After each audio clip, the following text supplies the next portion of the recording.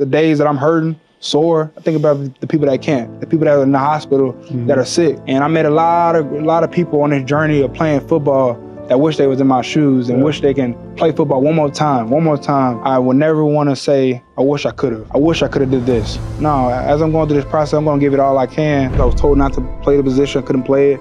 I'm not smart enough, can't throw it. All I do is run. Told you to play wide receiver, probably. Yeah, right? Probably play with wide receiver. Nah, I don't play receiver. DB? Nah, I don't play DB. Running back? Nah, I don't play running back. I'm a quarterback. And we go to every position. The last thing they say, quarterback? So yeah, I play quarterback. You gotta give me your best Nick Saban story. I mean, you gotta have some unique ones that no one else has. Yeah. Well,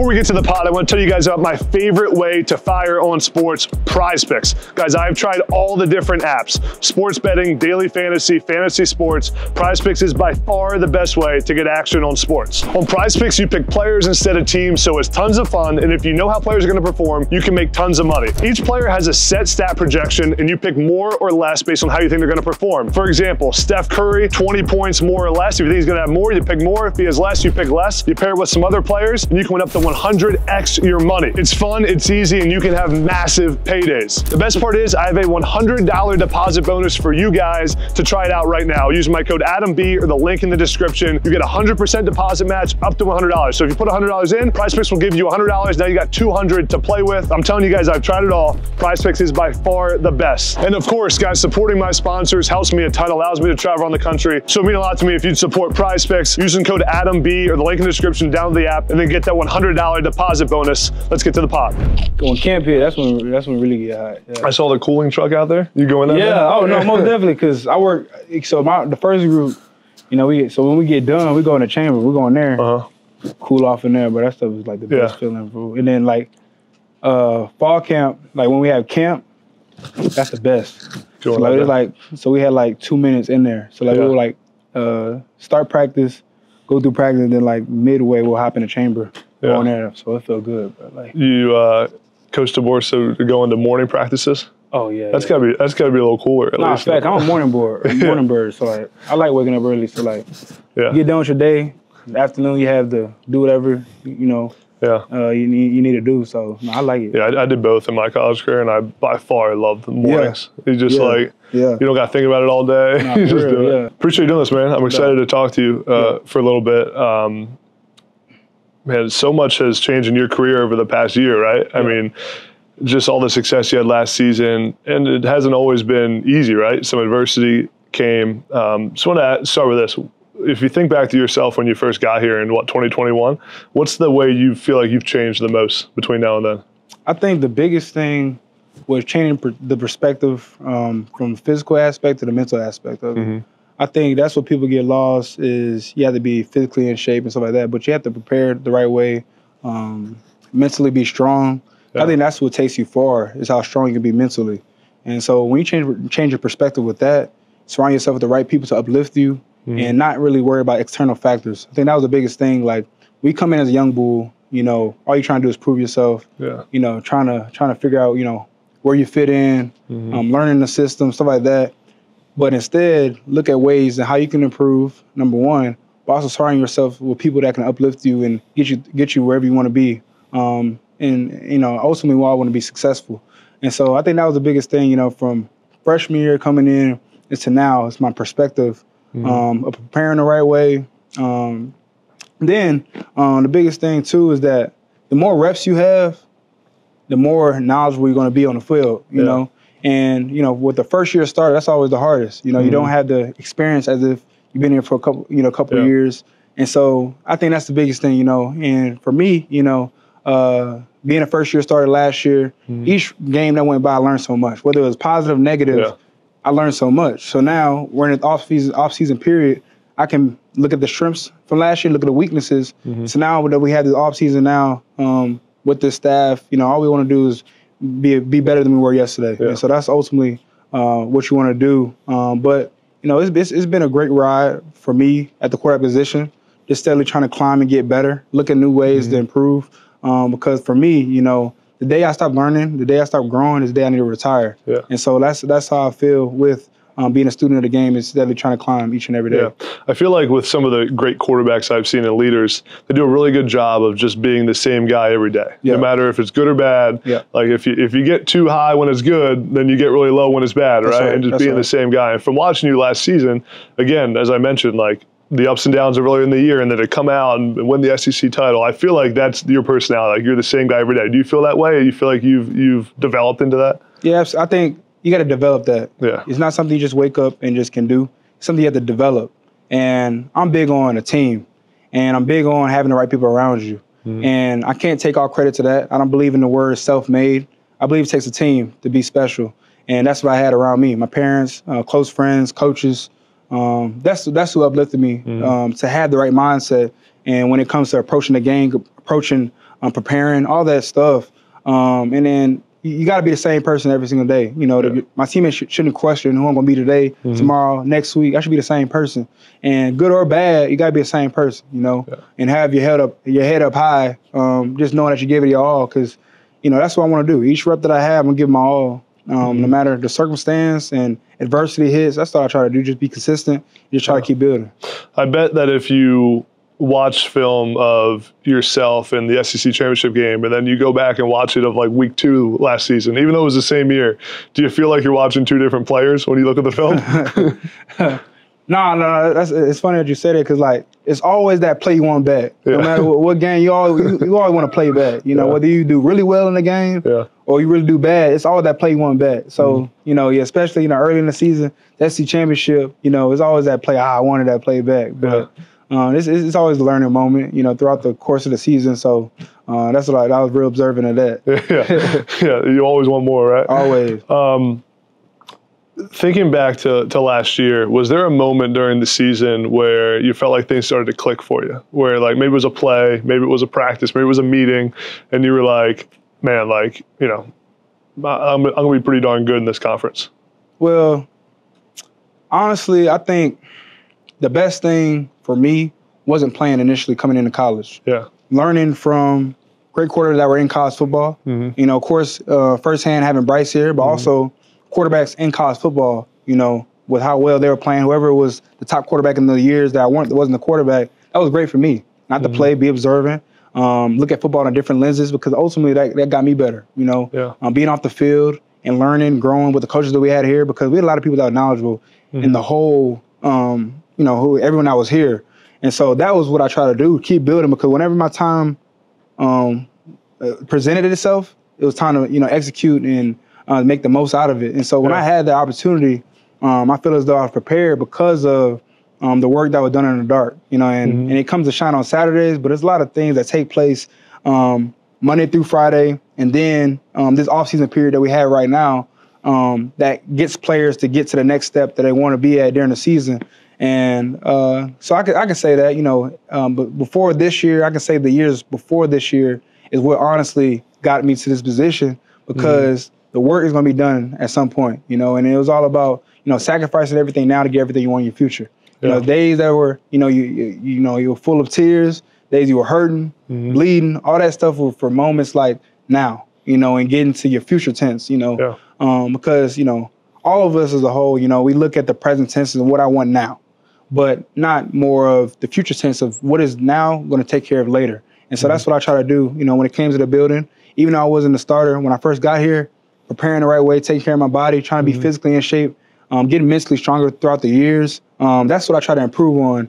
And so I can just say that preparation in the off season and the time that I've been here is honestly that catapulted me to where I am now. Yeah, I love that mindset. And that's a cool part about your story, right? In college football now, it's pretty rare that a player starts at a school, grinds through it, is the backup for a while, doesn't transfer, and then it's rare that player ends up becoming a starter. A lot of times teams bring in transfers, right? And I feel like that makes you kind of who you are, right? And you feel like you just kind of said it built you for this moment. And I'm sure that being around Bryce for a while was like a really cool example of what it should look like at a high level, right? What's one thing you learned from him?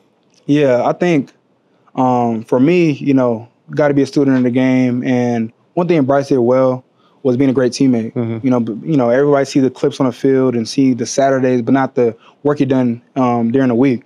He does a really good job just being a great leader, being a great person, friend for me. And I say one thing that Bryce did really well, he was the same guy every single day. Same guy every single day, prepared the right way, did things the right way. He showed what was the right way to play the position and play, and upheld the standard here at Alabama, because it's a big standard that's placed for this program, but most importantly, the quarterback position, and he did a really good job at the position here for us.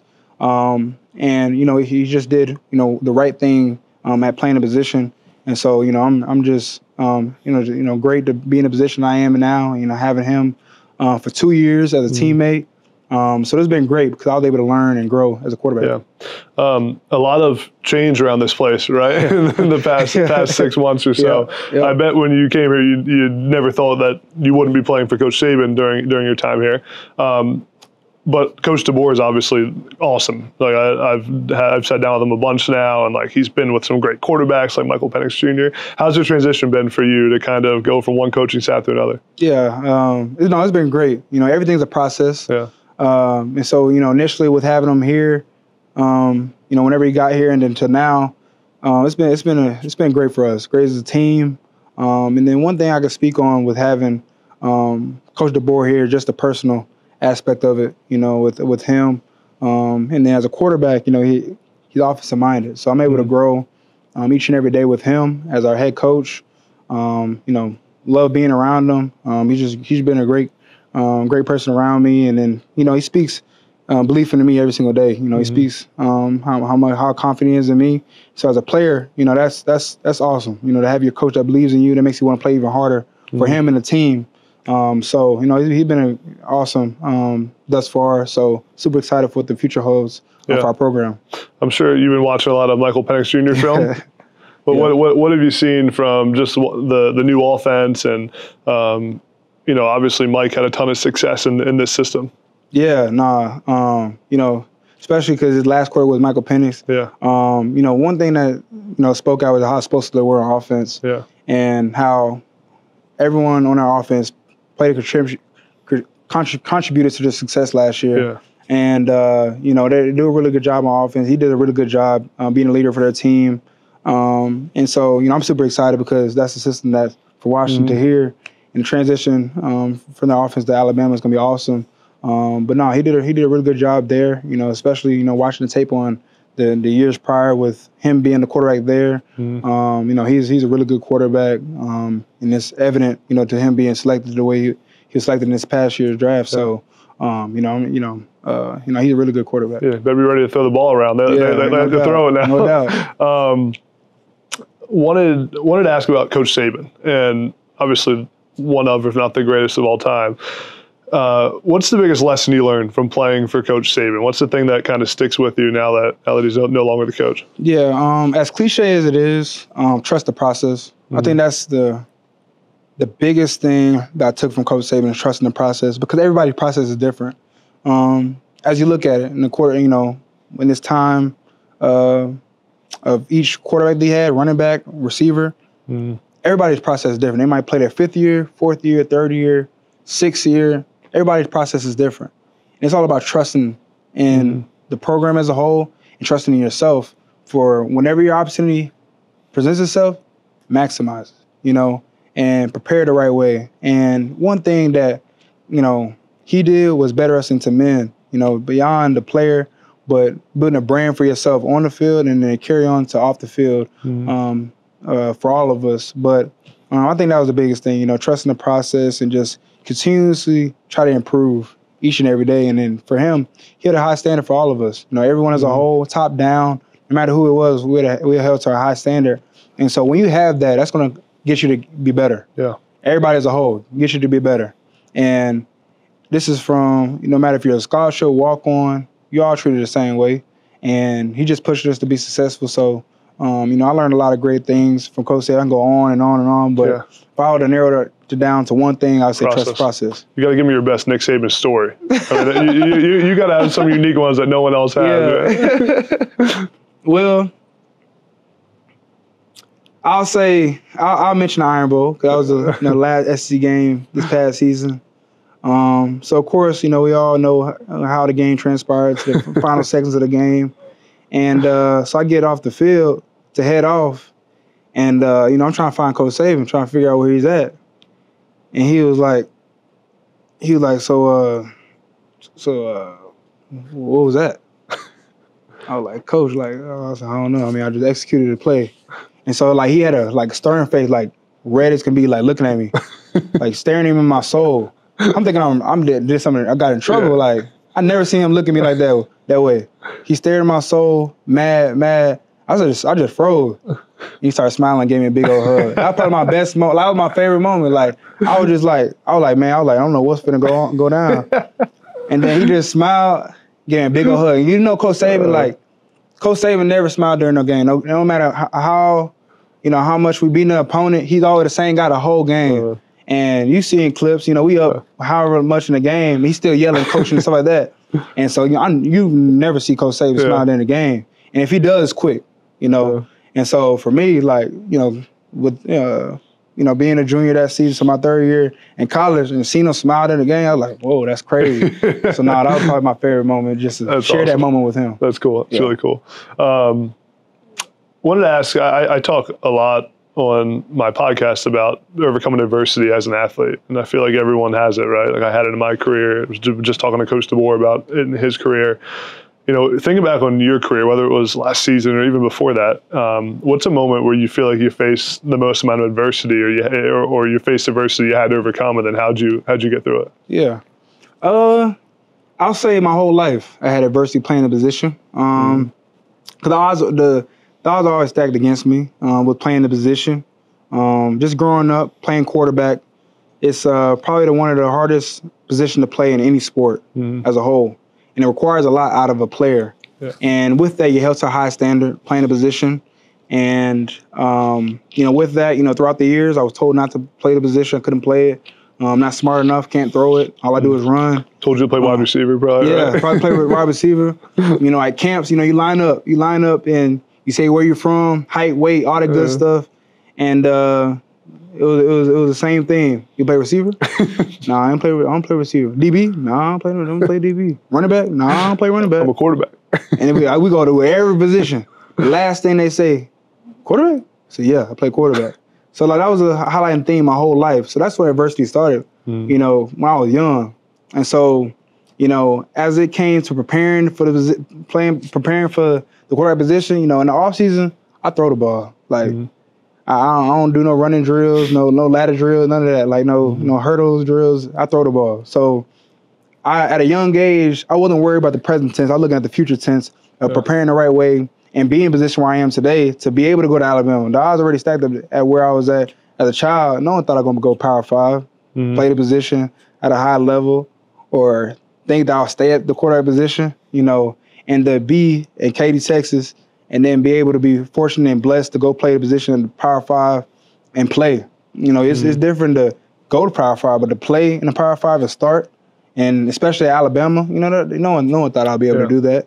And so I think adversity hit when I was younger, besides when I got to college, because of course college comes with a lot and it requires a lot out of a player and stuff like that, but I got to start initially when I was growing up. And that when I was faced with the odds and stuff like that. So honestly, I just kept climbing and getting better because it's for moments like this. And so when college hit, of course I had adversity still. I was, observing how they looked at me as a quarterback. I don't look like the normal quarterback. I don't, and I'm okay with that. I'm okay with who I am as a player, and I'm okay with, how I play. And I'm not going to change for no coach and I am Jalen Milroe, and I'm okay with being Jalen Milroe, and I play differently than a traditional quarterback, and I'm okay with that. And with that, it comes with adversity and all that stuff. But one thing that you got to have as a player is the confidence. Yeah. If you don't have confidence, you're not going to excel at the position. you're not going to excel at the sport. And so when someone take away your confidence, you're beat. You can't get better. And so that's number one thing that I have was the supporting cast around me to uplift me. But number one, my confidence. No one took away my confidence throughout the process. And that was how I was able to keep on getting better, keep on climbing. And, my story at playing position, there's been a lot of bumps and bruises, a lot of tears. But one thing I can say is that it got me better. And it pushed me for moments right now and for later because I'm not a finished product. I still can learn and improve and get better. But, as this process has gone along, the adversity is what got me better. Yeah. And it's what pushed me and catapulted me to being the best quarterback I can be for this university, for the state of Texas, where I'm from, my family. And so I just play for a bigger purpose. I play for not just myself, but also, the people that I love. So that's what ultimately, pushed me each and every day. When adversity comes, I appreciate it. I run to it and I run through it. So that's how I feel. But, everybody's process is different. But I'm fortunate and blessed that, I can lean on the people around me to uplift me through the journey. I love that. And you just mentioned not being a finished product and wanting to get better. What are those things this offseason heading into next season that you looked at on film or maybe meeting with Coach DeBoer is like, I got to get better in this area? Yeah. So as a quarterback, there's a lot of things you can dive deep into at improving. But for me, I want to master the game of football. The run game, passing game, pass protection, run schemes. I want to see football in the lenses of an offensive coordinator and head coach. And the teams that are able to be excellent and be very efficient and successful are a team with a very good quarterback that can see in the lenses of the caller and a great defense. And now I'm observant of that. And being a first-year starter, you're not going to grasp everything as a whole your first year. And so I acknowledge that. And I think starting there as number one, I'm already going to be able to catapult myself because of the acknowledgement that I'm not finished. And to speak more in depth, of course, now having Coach DeBoer, Coach Sheridan, each coach on staff, they're going to keep on pushing me and getting better. So it starts with the foundation, starts with acknowledgement, and it starts with the confidence level that you have in yourself. That's going to get you better. And so right now, the biggest thing I got to do is looking at the present tense right now, being the best quarterback I can be for my teammates, and not look ahead, be where my feet are. And so, I acknowledge that there's some things to improve on as a whole. And, that's the number one thing I want to do. Yeah. I want to take you through a scenario from last season. Right? It's November 25th, 4th and goal from the 31-yard line in Tiger Stadium. What's going through your mind as you are about to catch that snap? Real quick, before we get back to the podcast, I got to tell you guys about our new sponsor, Ekrin Athletics, man. Ekrin is one of my favorite products I have ever tried, one of my favorite sponsors of this podcast. Their new percussion massager is elite. The Kestrel percussion massager just launched, and it is their best massage gun yet. And I've tried a lot of these guns. There are several upgrades over their previous guns, which were already considered among the best available. This massager is extremely powerful and it gives a deep tissue massage. Its angled handle design makes it easier to get to more areas, and the scrolling wheel makes it easy to adjust while you're using it. It has 6 speeds and 6 attachments, so you can really tailor it to your needs and to your muscle group you're targeting. I wish I had this when I was playing. I probably would have avoided some injuries, been more ready to play on game day, and recovered faster. Best part, I have a promo code for all of you to try Ekrin and their new massage gun. Use promo code NEXTUP for 25% off all orders on Ekrin Athletics. That's promo code NEXTUP for 25% off all orders. And guys, supporting our sponsors helps me a ton. So go support Ekrin Athletics. Use that promo code NEXTUP for 25% off your orders. I think biggest thing was like fall back to your level of training. Yeah. Worry about right now and grasp the information, post-snap, pre-snap, go execute. Surrender the outcome. I think as a player, when you're looking at the outcome of a situation, you get lost at your mission, your job, and your niche. And so that's how you got to process it, is surrender the outcome. Whatever happens, happen, And that's how I've, expanded as being the best quarterback I can be with surrender the outcome. Yeah. Because there's a lot of external factors that are taking place during the game. And so it falls back to uncontrollable and controllable. You can control, your post-snap read, your pre-snap read, getting everybody on track or where they got to go, making the right check, doing the right assignment, having eye discipline. Yeah. And so that all correlates to having a successful play. So it comes back down to surrender the outcome and uncontrollable the controllables. Yeah. Last thing I got for you, I like to ask quarterbacks this especially, and coaches, what's your why? What's the reason you do what you do every single day? What's the reason that you put that work in over the last few years to be in this spot right now? My why is faith, family, and football. Speak about faith. Faith is a big thing for me. I feel as though, I have no purpose, no direction without my faith. When the days I can't, God uplifted me and picked me up and put me in position to be where I am today. There's a lot of moments where I could have gave up, chose a different direction, chose a different sport, choose to not feel as though this game is something I could do for a very long time. But God put me through these battles for moments like this, and He saw a bigger purpose than I saw in myself at the moment. And so that's who truly, that I play for is my Lord and Savior, and a lot of other reasons, but that's number one. Number two, family. Family is a big thing. I feel as though football can put me in position to take care of my own family one day. And my parents, paved the way with how they raised me and my siblings. And I had a great family, great parents that put me in the position I am today. Because without them, I wouldn't be at the University of Alabama. With their support, their sacrifices throughout my whole life, they did a really good job with me. And, I love them to death. That's my immediate family. But, of course, the uncles, aunties, the grandmas, I can go on and on, So I got a great crew, that's around me. And I also do it for the people that can't. I know a lot of people at a young age that lost their life. I know people that lost an arm. And there's a lot of people that wish they can be in my position. So I do it for the people that can't. I know a lot of people that didn't have the proper resources growing up to get them to the next level and play at a Power 5 or play at Division II, Division III, wherever they wanted to play. And so that's my passion. I play for the people that can't, and that's something that I fall back on was the days that I'm hurting, sore. I think about the people that can't, the people that are in the hospital that are sick, And I met a lot of people on this journey of playing football that wish they was in my shoes and wish they can play football one more time.